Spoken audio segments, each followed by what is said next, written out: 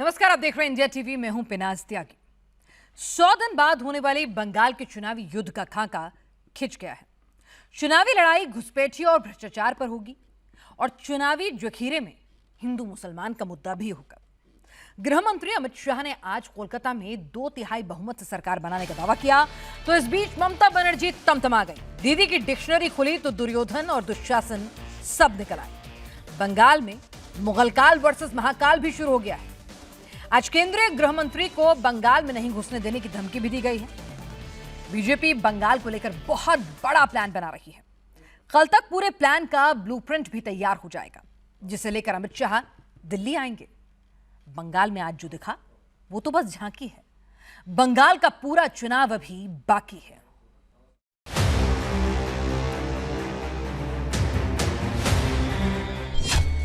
छब्बीस में कौन जीतेगा बंगाल, दीदी या मोदी?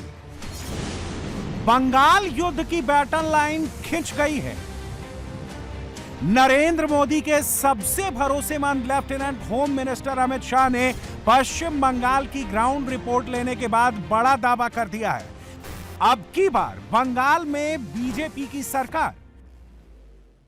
26 में हम निश्चित रूप से प्रचंड बहुमत के साथ भारतीय जनता पार्टी की सरकार बनाने वाले हैं। दीदी ने भी नगाड़ा बजा दिया है। ममता ने बंगाल में लगातार चौथी जीत की मुनादी कर दी है।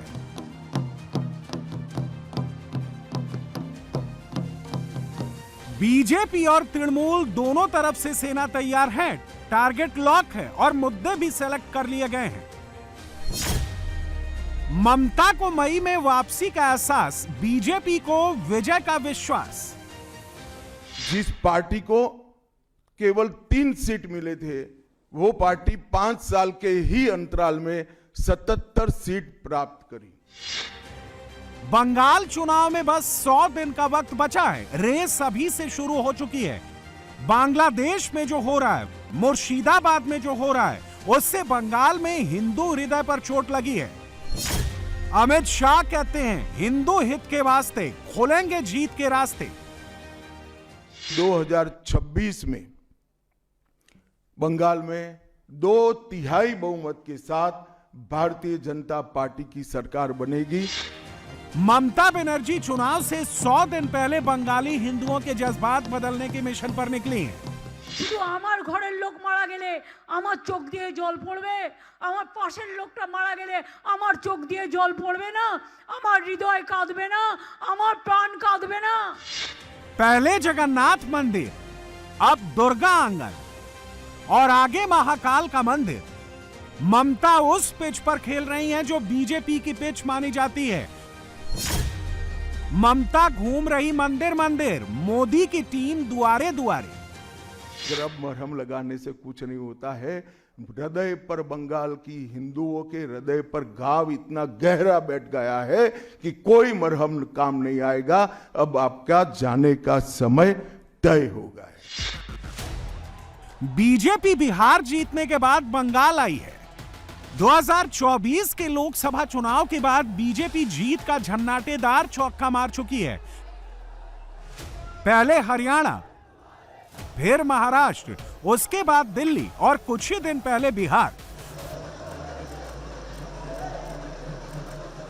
बैक टू बैक 4-4 चुनाव जीतने के बाद मोदी की टीम 4-0 से आगे चल रही है। 26 में ममता को खाता खोलना है।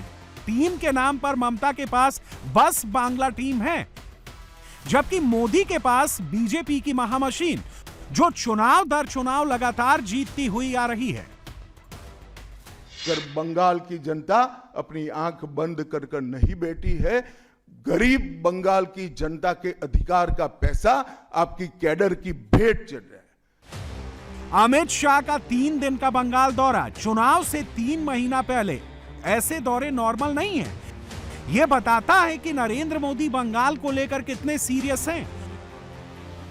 कोलकाता में बैठकर अमित शाह बंगाल की ग्राउंड रिपोर्ट तैयार कर रहे हैं। ममता बनर्जी ने कोलकाता से बाहर निकलकर माहौल बना। केसरिया से मन जोगी हुआ रे, दिल झूमे देखो।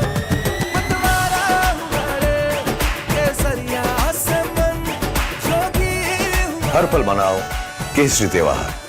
विमल, बोलो जुबां केसरी। आना शुरू कर दिया है।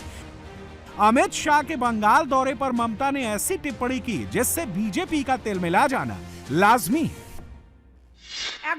একজন দুঃশাসন এসছেন বাংলায়। ভোট আসলে দুর্যোধন আর দুঃশাসনরা আসেন, ওদের চোখে দেখবেন,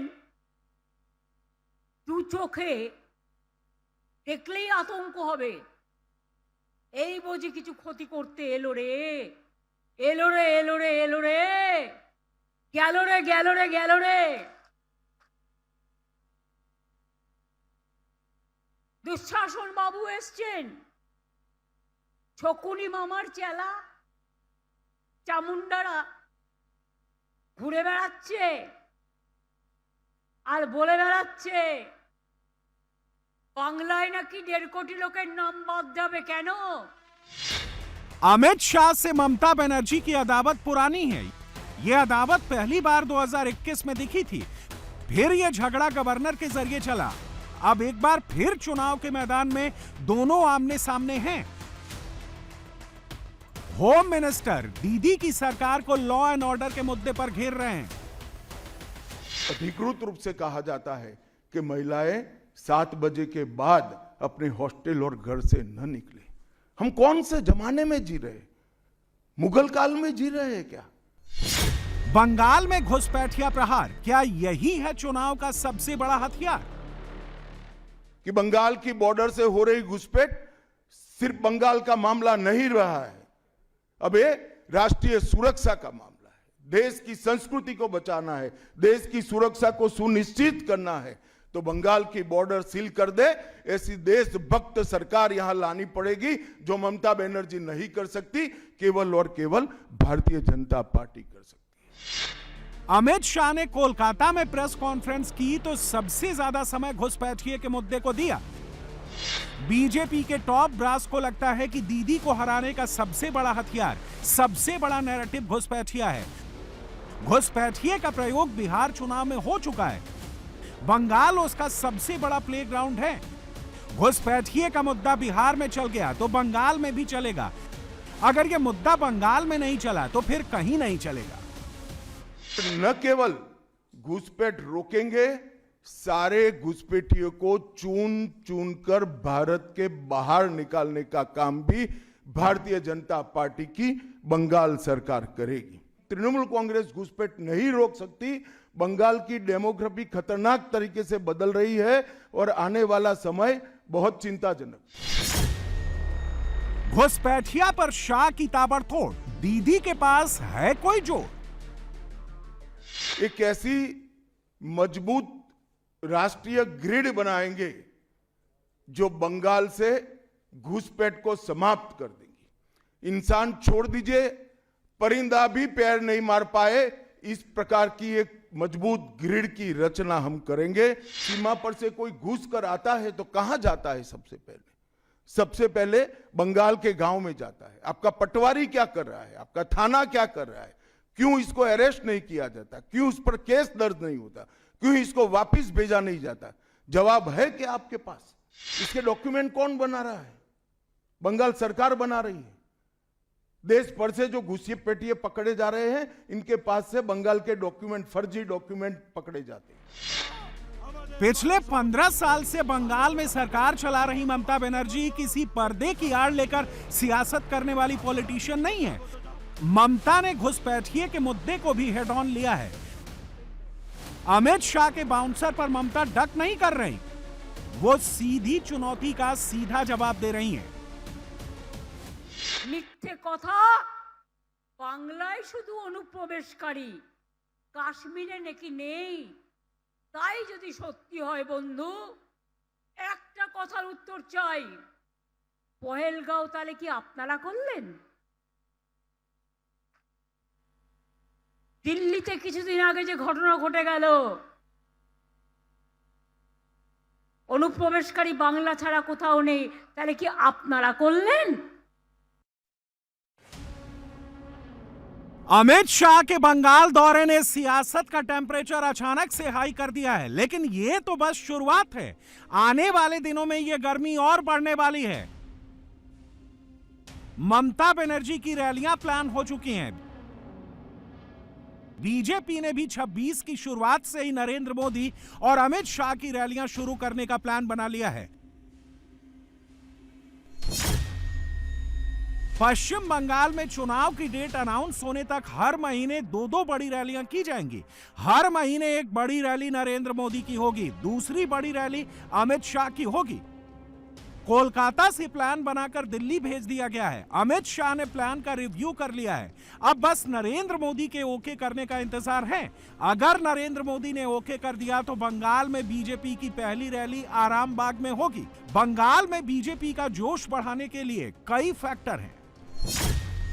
24 में बीजेपी ने पहली बार बंगाल के पड़ोसी राज्य ओडिशा में सरकार बनाई। 25 में बीजेपी ने बंगाल के दूसरे पड़ोसी राज्य बिहार की सत्ता में वापसी की। 26 के लिए खुद अमित शाह कह रहे हैं कि बंगाल में बीजेपी की सरकार होगी।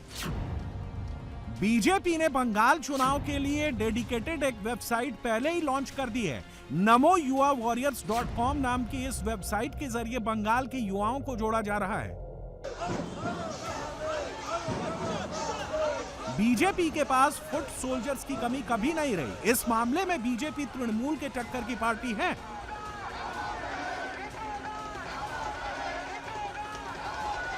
बंगाल के डिजिटल प्लेटफॉर्म पर डिजिटल वॉरियर्स जोड़े जा रहे हैं जो मोदी के मैसेज को बंगाल के मासेस तक ले जाएंगे। मोदी का वो मैसेज क्या है? मैसेज है घुस केसरिया से मन जोगी हुआ रे, दिल झूमे देखो मतवारा हुआ रे, केसरिया से मन जोगी हुआ। हर पल मनाओ केसरी त्योहार। विमल, बोलो जुबान केसरी। घुसपैठिया मुक्त बंगाल। घुसपैठिया मल्टीपल फेस वाला मुद्दा है। घुसपैठिए का एक फेस हिंदू मुसलमान है। घुसपैठिए का दूसरा फेस राष्ट्रीय सुरक्षा है। घुसपैठिए का तीसरा फेस सीए एनआरसी है। घुसपैठिए का चौथा फेस बांग्लादेश में हिंदुओं का उत्पीड़न है। घुसपैठिए का पांचवा फेस वोटर रिवीजन या एसआईआर है। ममता बनर्जी इसे बखूबी समझ रही हैं, इसीलिए वो तुर्की बा तुर्की जवाब दे रही हैं। गौर कीजिएगा, अमित शाह हिंदी बोलते हैं, बंगाल में उनकी रीच लिमिटेड है। ममता अपनी बात बांग्ला में समझाती हैं, बंगाल में उनकी रीच अनलिमिटेड है। क्या कोई राज्य सरकार ऐसी हो सकती है जो घुसपैठियों की पनाहगाह अपने राज्य को बना दे? राष्ट्रीय सुरक्षा पर एक कितना बड़ा खतरा है, इसका जवाब बंगाल की मुख्यमंत्री ने बंगाल के चुनाव में दे। घुसपैठ रोकने के लिए उनके पास क्या योजना है? आर्टिकल 370 हटता है, वो विरोध करती है। सीएए लाकर बंगाल के शरणार्थियों को नागरिकता देने का हम कार्यक्रम करते हैं, वो विरोध करती है। और वो ठीकरा फोड़ते हैं कि बीएसएफ है, वो रोक नहीं रही है। ममता जी, मैं आज आपको इस सार्वजनिक प्रेस वार्ता में पूछना चाहता हूं कि कौन सी सरकार है बांग्लादेश की पूरी सीमा पर जो वाड़बंदी करने के लिए, बॉर्डर पर फेंसिंग करने के लिए जमीन नहीं देती है? अगर आप जवाब न दे पाए तो मैं ही देता हूं। आपकी ही सरकार है जो जमीन नहीं देती है, जिसके कारण फेंसिंग का काम समाप्त नहीं होता है। বিএসএফ কার হাতে অনেক জমি তোমায় দিয়েছি, কিন্তু তুমি করতে পারোনি। আগে ওগুলোর কাজ শেষ করো, যে জমিগুলো দিয়েছি তারপরে আবার দেব। তোমার তো বর্ডার করার কাজ নয়, তুমি এখন 1.5 কিলোমিটারটাকে 50 কিলোমিটার বাড়িয়ে দিয়ে গ্রামে গ্রামে ঢুকে বিএসএফকে দিয়ে থ্রেট করছো। আমি বিএসএফ এর বিরুদ্ধে নই, আমি সিআইএসএফ এর বিরুদ্ধে নই, আমি সিআরপির বিরুদ্ধে নই, আমি এজেন্সির বিরুদ্ধে নই, কিন্তু তাদের বলবো ইম্পার্শিয়ালি কাজ করতে। কাজেই মনে রাখবেন, বিনা যুদ্ধে 1 ইঞ্চি জমি ছাড়ছি না এবং ছাড়বো না। पश्चिम बंगाल में ममता को हराना अगर नामुमकिन नहीं है तो आसान भी नहीं है। पश्चिम बंगाल की डेमोग्राफी ममता के फेवर में है।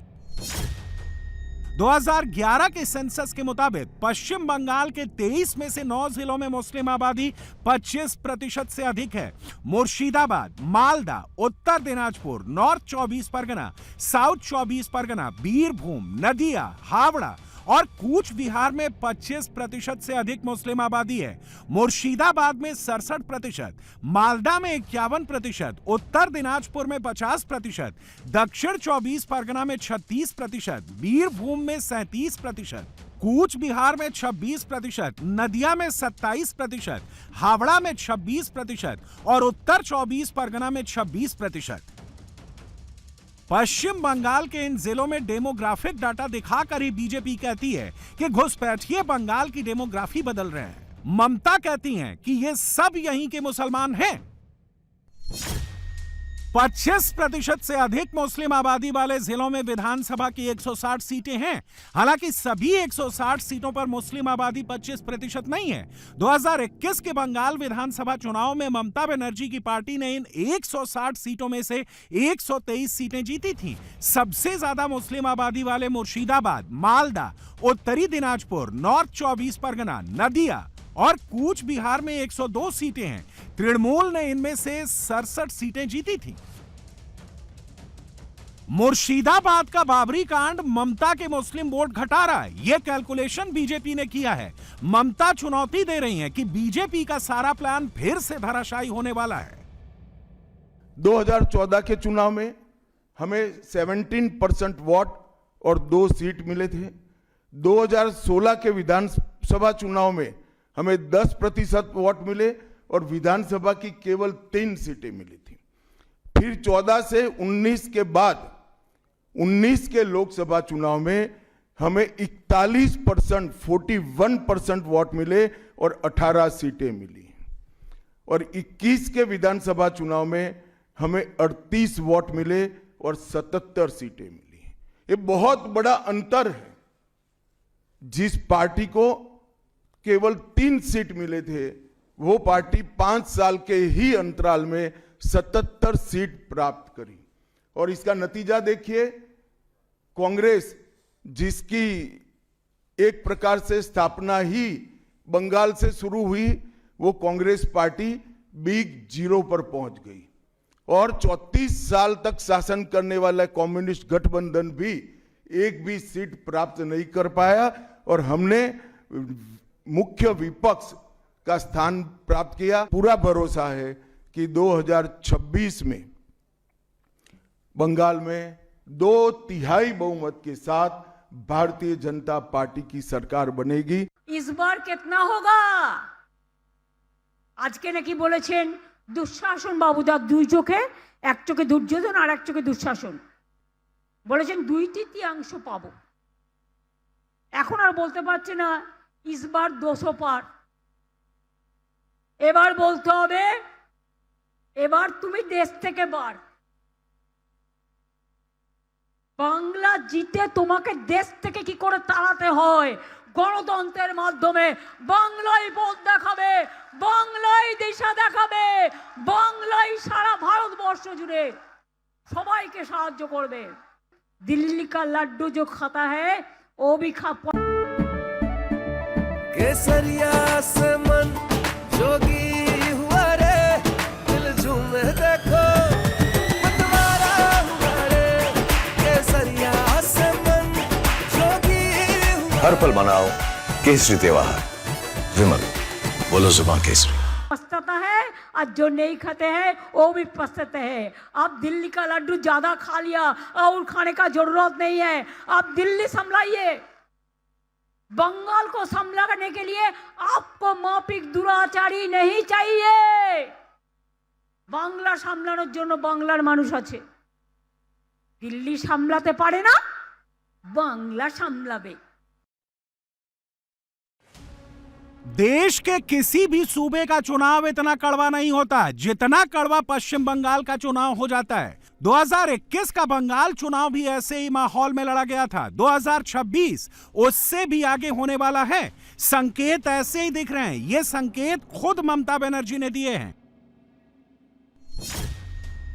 बांकुरा की रैली में ममता बनर्जी की डिक्शनरी देख लीजिए। दुर्योधन, दुशासन, शकुनी मामा, दुराचारी, दंगाकारी, व्यभिचारी, दुशासनकारी, विभ्रांतिकारी, स्वेच्छाचारी, अत्याचारी, भ्रष्टाचारी।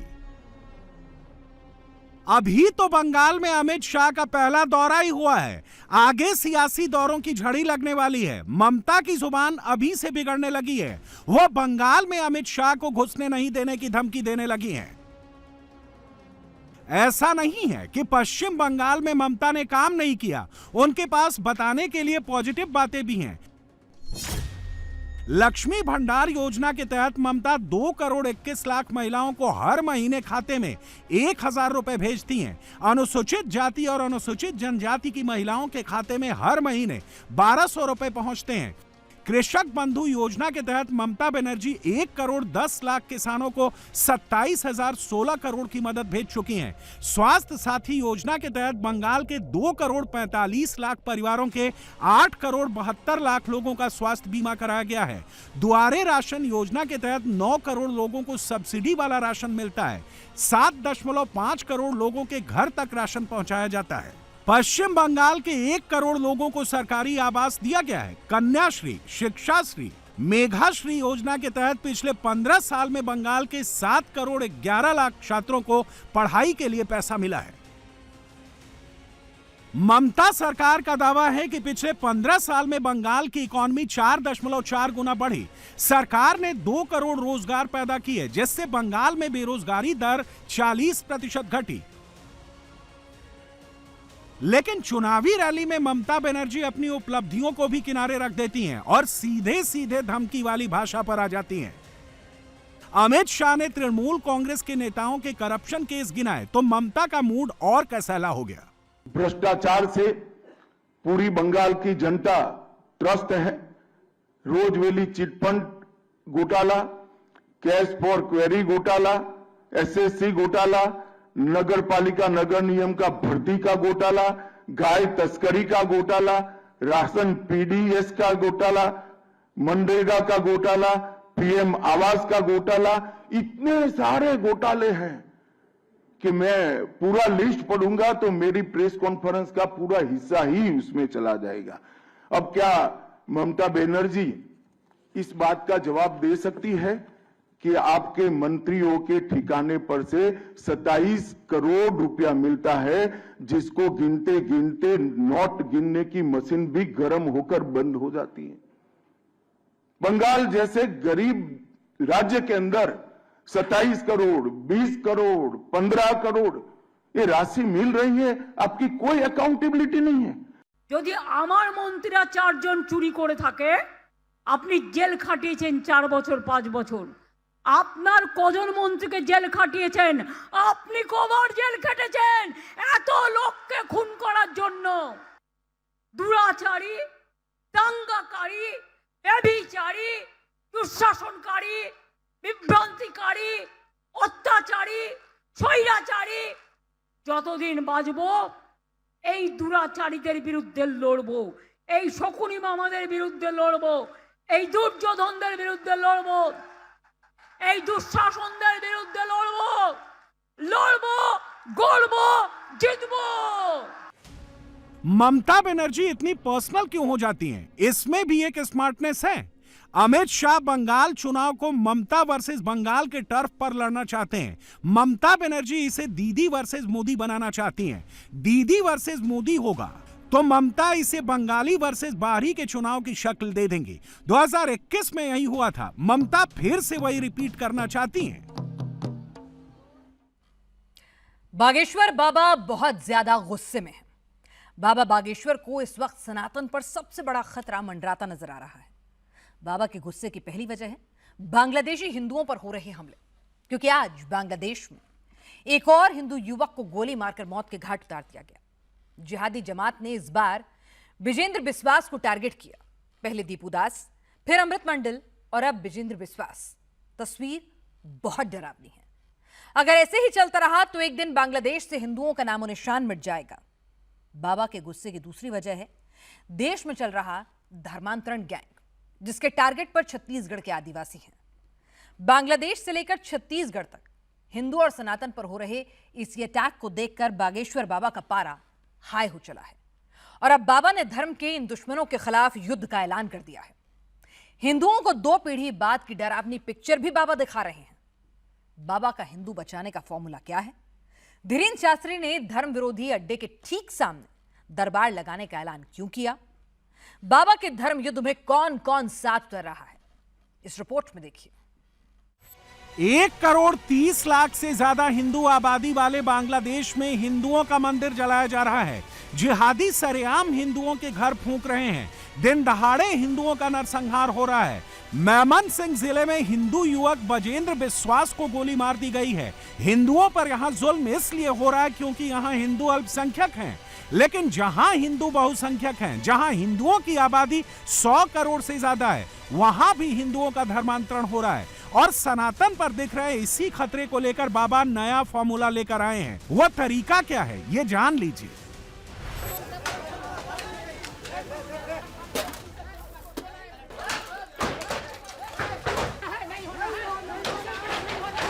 यह छत्तीसगढ़ के कांकेर की तस्वीर है, जहां सैकड़ों लोगों की भीड़ हाथ में लाठियां लेकर लोगों के घरों पर हमला बोल रही है। लाठियों से दनादन घरों पर अटैक कर रही है।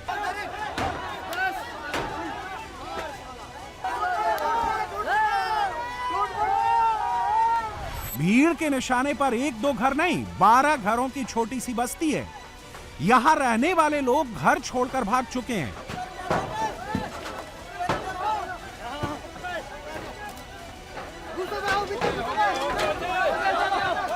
यह बस्ती किसकी है? भीड़ इस बस्ती पर अटैक क्यों कर रही है? यह जानने से पहले इस अटैक को लेकर बागेश्वर बाबा ने क्या कहा है, जान लीजिए। कांकेर के कुछ लोग आदिवासियों का पैसों का लालच देकर, बीमारी दूर करने का बहकावा देकर धर्मांतरण करा रहे हैं। यहां बड़े पैमाने पर आदिवासी संस्कृति को खत्म करने की साजिश चल रही है। कुछ दिन पहले इसी कांकेर में धर्मांतरण किए एक व्यक्ति के शव को दफनाने पर विवाद हुआ था। उस वक्त जबरदस्त बवाल मचा था। कई घरों और धार्मिक स्थलों में तोड़फोड़ की गई थी। बवाल के बाद पूसा गांव में धर्म परिवर्तित कर चुके लोगों की घर वापसी के लिए बैठक की गई। इस मीटिंग में लोगों से वापस हिंदू धर्म में आने के लिए कहा गया, लेकिन बात नहीं बनी। आदिवासियों की मीटिंग में मसले का हल नहीं निकला तो लोगों ने उन घरों पर हमला बोल दिया जिन्होंने हाल ही में धर्म परिवर्तन किया है। जमकर तोड़फोड़ की गई।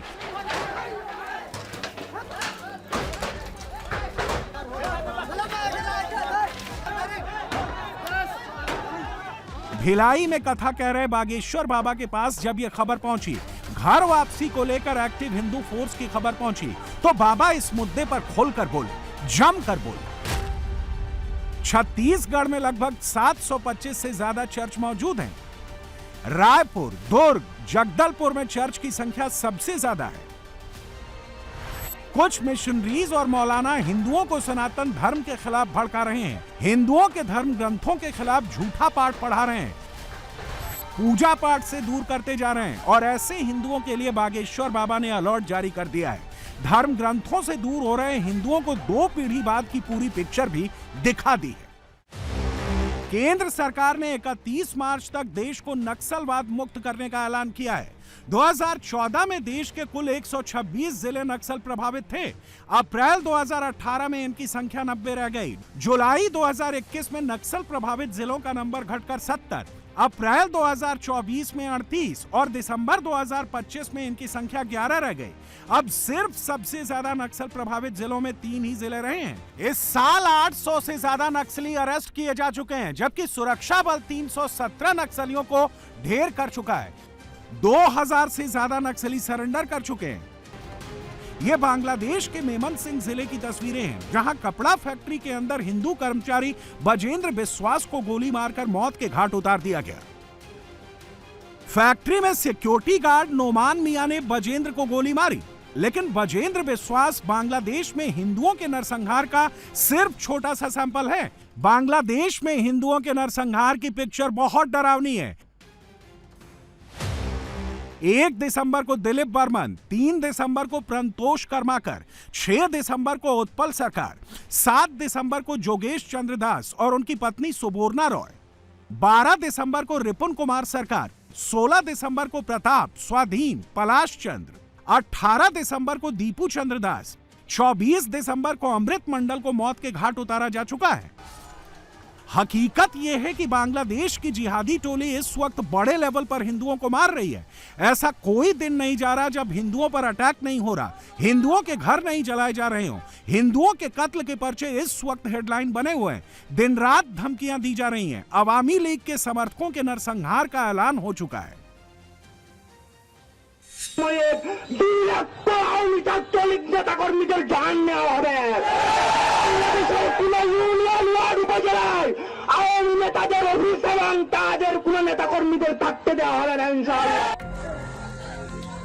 हिंदुओं के मंदिरों को जलाया जा रहा है। अभी तक 150 से ज्यादा हिंदू मंदिरों को टारगेट किया जा चुका है। जिहादी टोली हिंदू मंदिरों पर कब्जा करती जा रही है और पूरा खेल सरकार के इशारे पर ही चल रहा है। 1974 में बांग्लादेश में हिंदुओं की आबादी 14% थी, जो अब घटकर 7.5% रह गई है। बांग्लादेश में जो गिनती के हिंदू बचे हैं, उन पर भी खतरा मंडरा रहा है। जिहादी टोली उनके खून की प्यासी हो गई है और बाबा ऐसी टोलियों के खिलाफ हिंदुओं को अलर्ट कर रहे हैं। माला के साथ भाला वाला फॉर्मूला बता रहे हैं, क्योंकि हिंदू अगर नहीं जागा, एकजुट नहीं हुआ, तो खतरा बहुत बढ़ जाएगा।